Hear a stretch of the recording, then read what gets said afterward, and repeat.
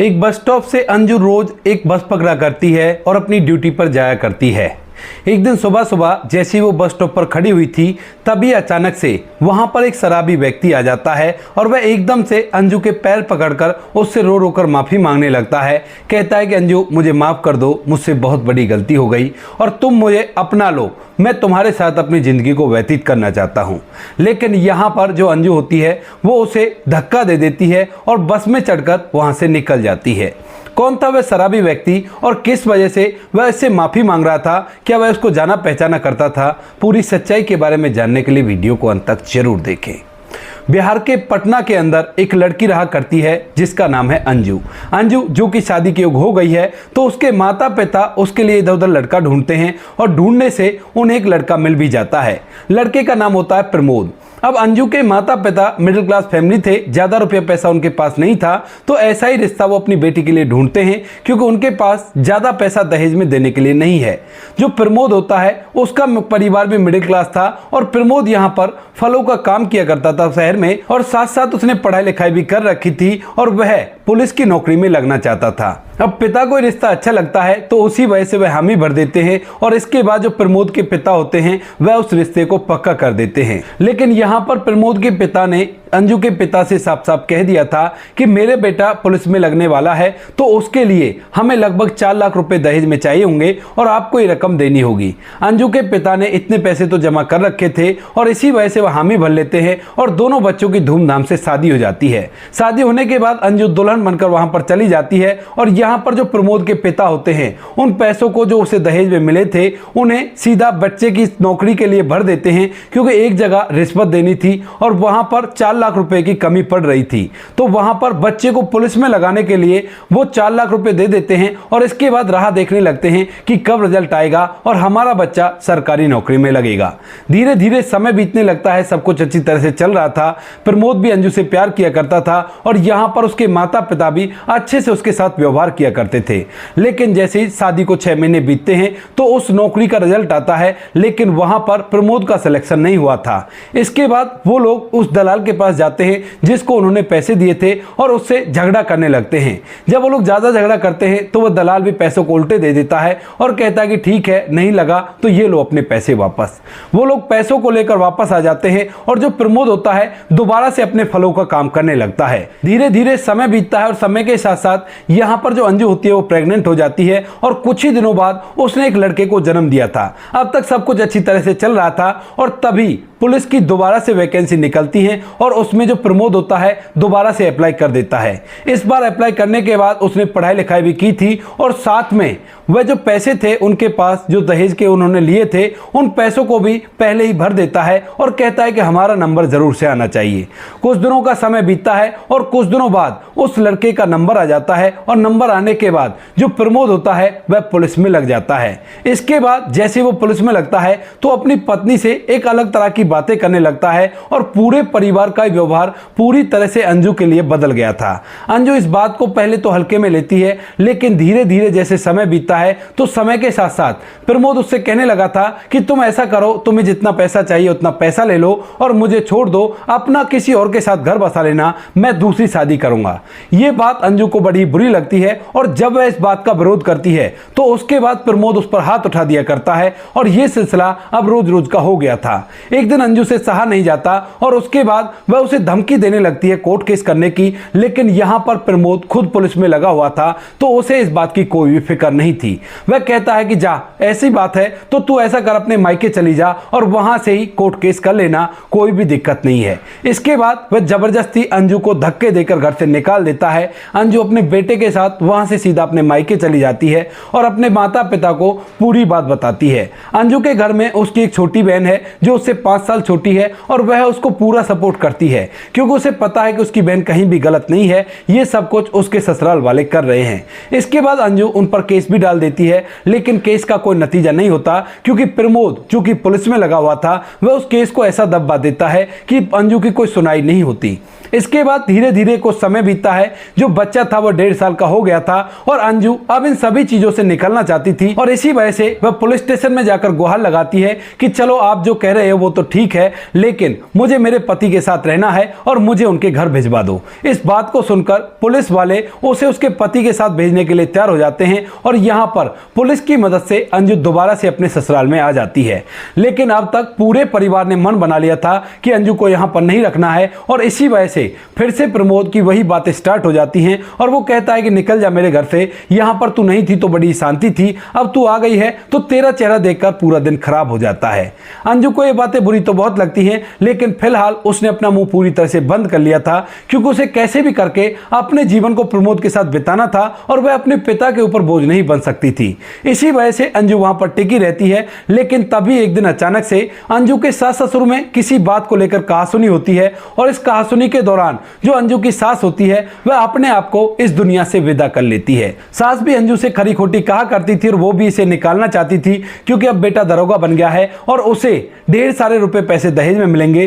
तो इसी वजह से वह अंजू से छुटकारा पाना चाहते थे। लेकिन यहां पर फिर भी जो अंजू होती है, जब उसकी सास ऐसा कुछ कर लेती है तो फौरन से डॉक्टर को बुलाती है, डॉक्टर को बुलाकर उन्हें हॉस्पिटल ले जाती है, लेकिन इसका कोई फायदा नहीं होता, वह इस दुनिया को छोड़कर जा चुकी थी। इसके बाद जब सास इस दुनिया को छोड़कर जा चुकी थी तो यहां पर जो बेटा प्रमोद होता है उसके दिमाग में एक घिनौना आइडिया आता है और इसी वजह से वह अपनी मां का इल्जाम अपनी पत्नी पर लगा देता है और उसके बाद उसके खिलाफ कार्रवाई करने लगता है। जब पुलिस में वो रहता है तो पुलिस में रहकर वो अच्छे से इस केस को स्ट्रॉन्ग करवा देता है और अंजू को जेल भेज दिया जाता है। अंजू जेल चला जाती है, बार बार कहती हुई कि मैंने ऐसा कुछ भी नहीं किया, मेरी कोई गलती नहीं है, लेकिन अंजू की कोई सुनने वाला नहीं था और जो अंजू का छोटा बेटा था जिसकी उम्र 1.5 साल थी वह फिलहाल उसके मायके में रह रहा था। अंजू जेल चली गई थी, वहां पर काफी ज्यादा परेशान होती है, लेकिन वहां पर उसकी कोई सुनने वाला नहीं था। फिर भी जो अंजू होती है वह अपनी हिम्मत बांधती है और हिम्मत बांधने के बाद जेल के अंदर ही बच्चों को पढ़ाने लगती है और इधर जो उसका पिता होता है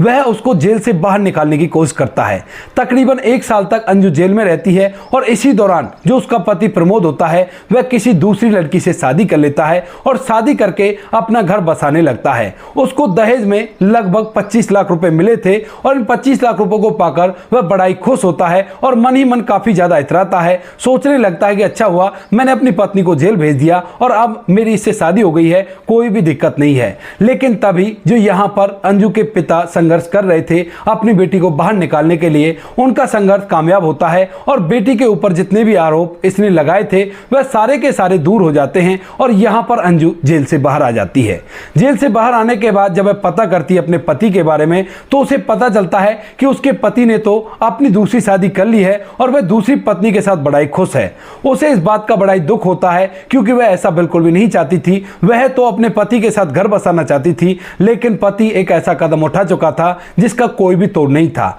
अब इसके बाद अंजू के अंदर प्रतिशोध की ज्वाला जलने लगती है क्योंकि काफी दिनों से वो बहुत कुछ झेलती आ रही थी और उसके पति ने उस पर बिल्कुल भी रहम नहीं किया था। इसी वजह से अंजू उसकी दूसरी शादी को लेकर एक केस दर्ज करा देती है और उस केस के चलते जहां पर जो प्रमोद होता है उसकी जिंदगी पूरी तरह से बद से बदतर हो जाती है, क्योंकि जब उस पर केस चलता है तो उसी दौरान उसकी नौकरी भी हट जाती है और इधर जो अंजू होती है उसने फैसला कर लिया था कि वह इसको किए की सजा जरूर देगी और साथ में अब इसके साथ रहने का फैसला बिल्कुल से छोड़ देगी, वह अपनी जिंदगी को अलग से व्यतीत करेगी। और इसी वजह से जब उसकी नौकरी हट जाती है तो अंजू उसको तलाक देने का फैसला करती है और तलाक के एवज में उससे कुछ रकम भी ले लेती है। जो रकम उसे मिलती है उससे वो कुछ जमीन खरीद लेती है और खुद पढ़ाई लिखाई करके अब सरकारी नौकरी की तैयारी करने लगती है। अंजू दिन रात मेहनत करती है और मेहनत करने के बाद उसकी नौकरी एक गवर्नमेंट कॉलेज में लग जाती है और वहां पर जाकर वह नौकरी करने लगती है। उसने प्रमोद से तलाक ले लिया था और तलाक लेकर अब अपने बच्चे के साथ अपने बनाए हुए घर में रहा करती है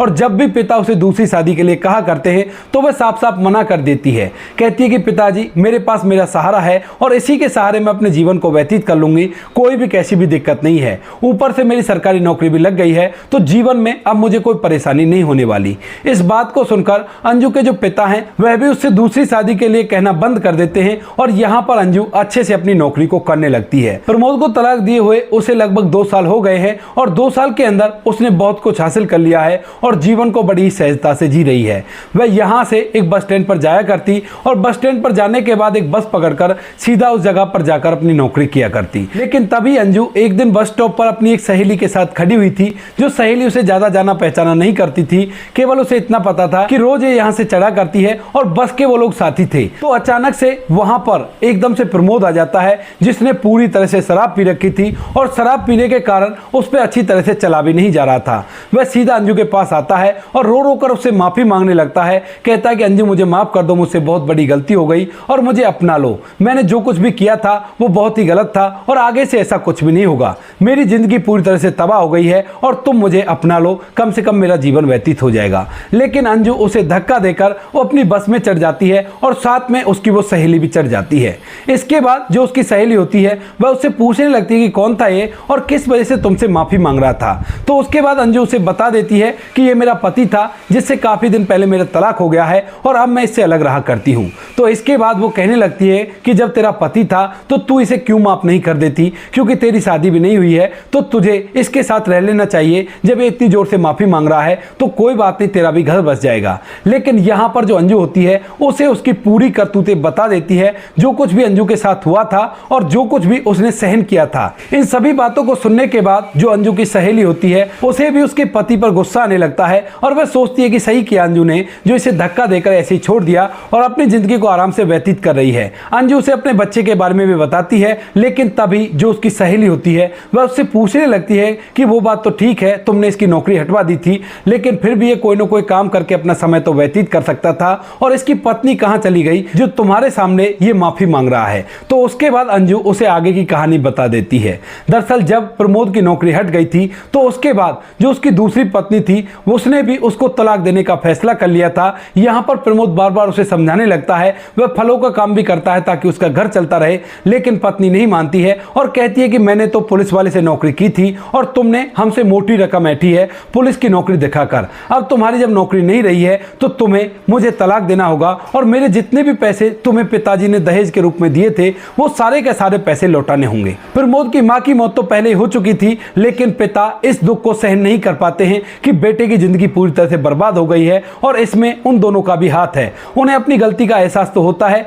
लेकिन अब सब कुछ बदल गया था और अब वह कुछ भी नहीं कर सकते थे। तो इसी वजह से पिता टेंशन लेने लगते हैं और पिता की टेंशन के चलते पिताजी की भी मौत हो जाती है। जो कुछ पुश्तैनी जमीन कुछ उनके पास थी उस पुश्तैनी जमीन को बेचकर प्रमोद अपनी पत्नी से फैसला कर लेता है और उसके बाद वह फलों का काम किया करता है, लेकिन उसको अपने जीवन की पूरी गलतियां सामने दिखाई देती हैं कि उसने किस तरह से अंजू को बुरी तरह से टॉर्चर किया था और उसके पैसों से ही वो नौकरी लगा था, लेकिन फिर भी उसने उसका सम्मान नहीं किया और यह बातें उसको अंदर अंदर खाया करती हैं। इसी वजह से जो प्रमोद होता है वह शराब पीने लगता है और शराब पीकर इधर उधर घूमा करता और जब भी कभी कहीं उसे अंजू दिख जाया करती तभी वह उससे रो रो कर माफी मांगा करता और कहा करता कि अंजू मुझे माफ कर दो और मुझे अपना लो, मेरी जिंदगी पूरी तरह से बर्बाद हो गई है। यह पहली बार नहीं था जब अंजू से उसने माफी मांगी थी, इससे पहले भी वह अंजू के घर जाकर उससे माफी मांग चुका था, लेकिन अंजू ने उसे धक्के देकर घर से बाहर निकाल दिया था और कह दिया था कि तुम्हें यहां पर आने की जरूरत नहीं है, मैं अपनी जिंदगी को अपने आप व्यतीत कर लूंगी और कोई भी कैसी भी परेशानी नहीं है। कई बार तो प्रमोद ने अपने बच्चे को लेने के लिए कहा था, लेकिन अंजू ने उससे साफ साफ मना कर दिया और कह दिया कि अगर तुम्हें बच्चा ही लेना है तो कोर्ट से ले लो, कोर्ट तुम्हारा फैसला कर देगा और तुम्हें बच्चा मिल जाएगा। लेकिन प्रमोद की हालत ऐसी थी कि वह ना तो कोर्ट जा सकता था और ना ही किसी से कोई केस की लड़ाई कर सकता था, क्योंकि उसके पास ना तो पैसे बचे थे ना कोई जमीन बची थी। वह तो जैसे तैसे अपना समय व्यतीत कर रहा था और वह शराब का बहुत बड़ा आदी हो गया था। वह इसी तरह से घूमता रहता है और घूमता घूमता कई बार अंजू से माफी मांगा करता है। इस बात को सुनकर अंजू की जो सहेली होती है, जो बस में उसके साथ आया जाया करती है, वह उसकी पीठ को थपथपाने लगती है और कहती है कि वाह अंजू वाह, तूने साबित करके दिखा दिया कि अगर महिला चाहे तो बहुत कुछ कर सकती है। इसके बाद जो अंजू होती है वह अपनी जिंदगी को इसी तरह से जीती रहती है, लेकिन जैसे उसका बेटा स्कूल जाने योग्य होता है तो उसी दौरान वह अपने पिता के बारे में पूछने लगता है और जब अंजू अपने पिता के बारे में पूछता हुआ उसे देखती है तो एकदम से उसे छक से हो जाती है और वह सोचने लगती है कि अब क्या होगा, अब मुझे क्या करना चाहिए। इसी बात को सोचकर वह काफी ज्यादा परेशान रहती है और कुछ दिनों तक ऐसे बिताने का सोचती है। लेकिन तभी जो प्रमोद होता है वह अंजू के पिता और उसके परिवार के पास जा जाकर उनसे माफी मांगा करता था और धीरे धीरे जो उसके अंजू के पिता होते हैं वह प्रमोद को माफ करने के लिए तैयार हो जाते हैं, क्योंकि बेटी ने दूसरी शादी से साफ साफ मना कर दिया था और जिंदगी बहुत बड़ी हुआ करती है, साथ में उसका बेटा भी है। इसके बाद वह अपनी बेटी से एक बार फिर से बात करते हैं प्रमोद को माफ करने के लिए, लेकिन यहां पर इस बार जो अंजू है वो हामी भर लेती है, क्योंकि वह अपने बेटे के सवालों के जवाब नहीं दे पाती है और वह अपने बेटे को बताए तो कैसे बताए कि उसकी जिंदगी में ये हुआ था और ये से ऐसे उसके पिता शराब पीकर इधर उधर घूमा करते हैं। कहीं बेटा अगर माँ को ही दुश्मन समझ बैठा तो उसके बाद बहुत ही गड़बड़ हो जाएगी। इसी वजह से अंजू अपने पति को माफ करने का फैसला करती है और उसके बाद प्रमोद को अपने साथ रखने पर एक शर्त पे मान जाती है। कहती है कि अगर तुम बिल्कुल भी शराब नहीं पियोगे और मेरे कहे अनुसार चलोगे तो बेशक से तुम मेरे साथ रह सकते हो। इस बात को प्रमोद मान जाता है और उसके बाद अंजू उसे अपना लेती है और अपने घर के अंदर रखने लगती है।